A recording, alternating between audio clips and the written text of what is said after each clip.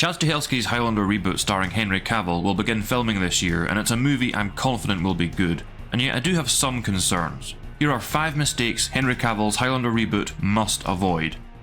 It was a mistake. It should never have happened. Sure. What was it this time? You were drunk? Drugged? Temporarily insane? My name is David McMurdo, and welcome to Highlander Lore, where you learn the deepest Highlander lore from a Highlander.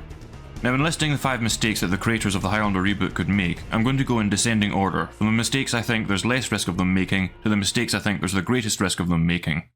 So mistake number 5, being preachy.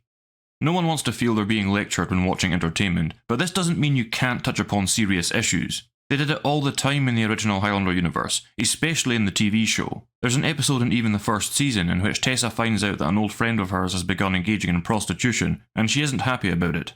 But it isn't okay. Tessa, she hasn't killed anyone. Yes, she has. She killed a good friend of mine. A young, intelligent, lovely. She had so much, and she became a whore. I sound like her judge and jury. This is an example of how the writers handled such issues without being preachy. Tessa makes her feelings about the issue clear, and Duncan doesn't offer any opinion at all. And in the end, you're left clueless about what the writers themselves think. It's a little something called restraint that far too few writers have these days, which is why it's so often very obvious that instead of fleshing out characters to have their own values, they're actually just using those characters as mouthpieces for their own opinions. However, since the director is Chad Stahelski, and since Henry Cavill is the star, there's very little chance that they'll make the mistake of being preachy, which is why I put this mistake at number 5. Just what is so entertaining? Macleod tussling with another of his, moral dilemmas. You know, there are times I really don't like you. It's okay, sometimes I don't like myself. Mistake number 4, not taking Highlander seriously. It would be a terrible mistake to make fun of the core concept of Highlander, though this should not be confused with having fun with the core concept of Highlander. These are two different things. The creators of Highlander allowed themselves to have fun with the idea of these immortals from the very first movie.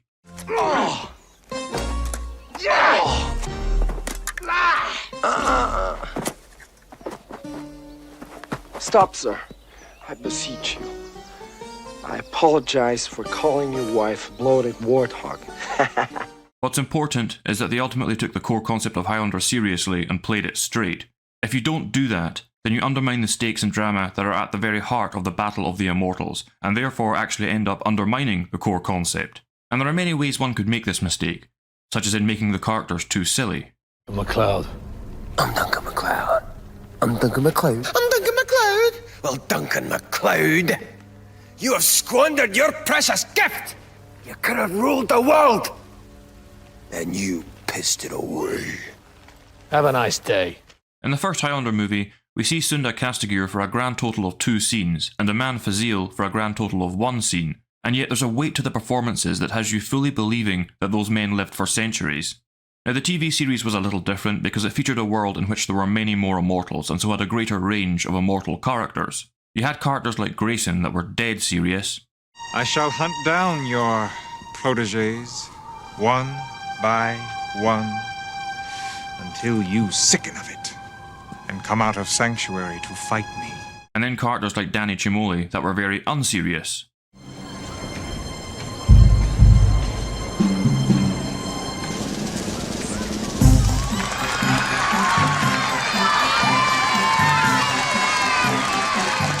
The reason this worked is that the behaviour of these characters made sense given their life experience. Grayson was an ancient immortal enacting an agenda that was just as ancient. You're only doing this to hurt Darius. Not hurt him. Destroy him. Danny, on the other hand, was a new immortal trying to reconcile his new reality with his desire to be an entertainer. This isn't some trick for some magic act. It's not entertainment. Entertainment? You think it's easy taking a bullet twice a night? 3 shows on Saturday. You know how much that hurts?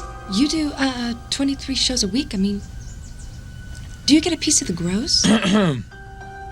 More than that, his ultimate failure to do so had consequences.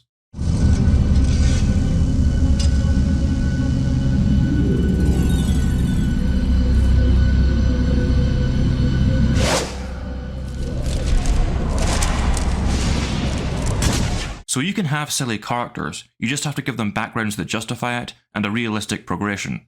But as with mistake number 5, since the Highlander Reboot is a Chad Stahelski movie, it's unlikely to make this mistake. Chad Stahelski is the director of the John Wick movies, and their premise couldn't be more ridiculous, yet he wisely plays it perfectly straight. Now though, I'm going to move on to describe 3 mistakes that I do think there's a significant risk of him making. But first, I've got a small announcement to make. I recently found myself in a position where I was no longer obliged to remain at my day job being treated like crap. Yeah, it looks like the prize is actually mine. I know. You must have been very disappointed.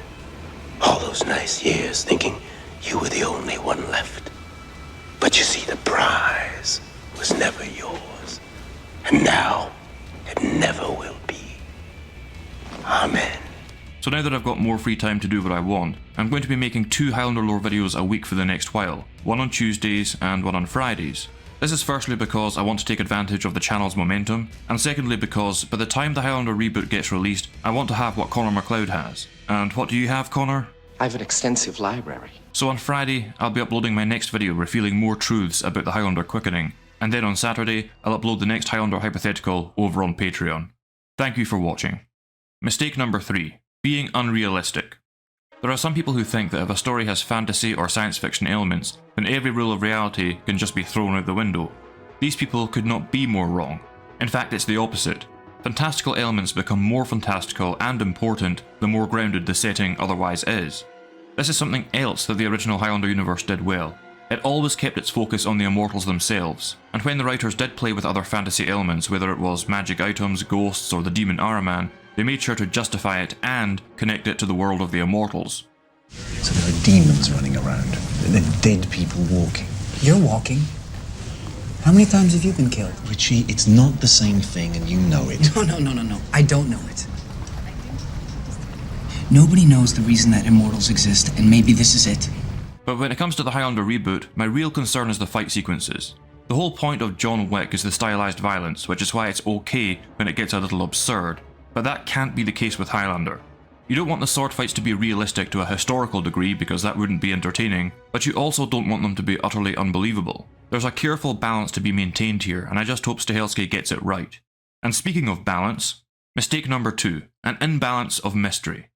In my video about the origins of the Immortals, I said I'd prefer that the reboot series never tries to explain how the Immortals came to be, because the mystery is always going to be more compelling than any answer they could give. But this is true of so many other aspects of the Immortals as well.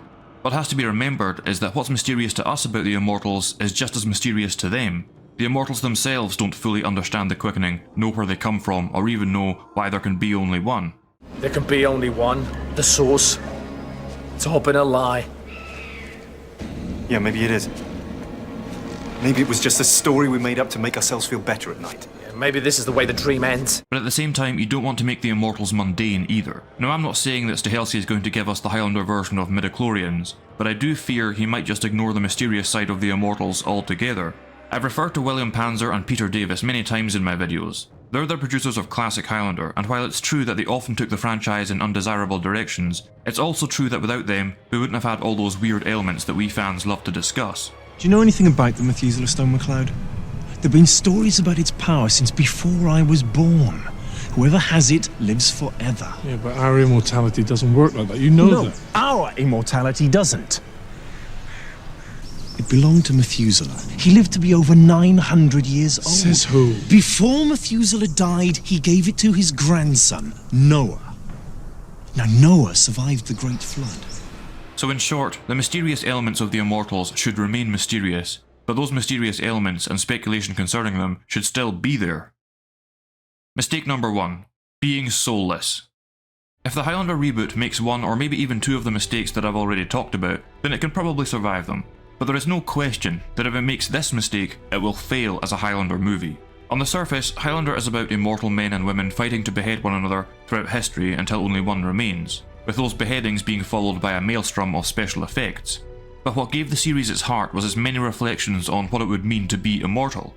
Of course, the best known example of this is Connor Macleod's inability to deal with loss, especially that of his first wife Heather, and I covered that thoroughly in my character study of The Man. But there are many, many more ways that one can reflect upon what it would truly mean to be immortal in different circumstances.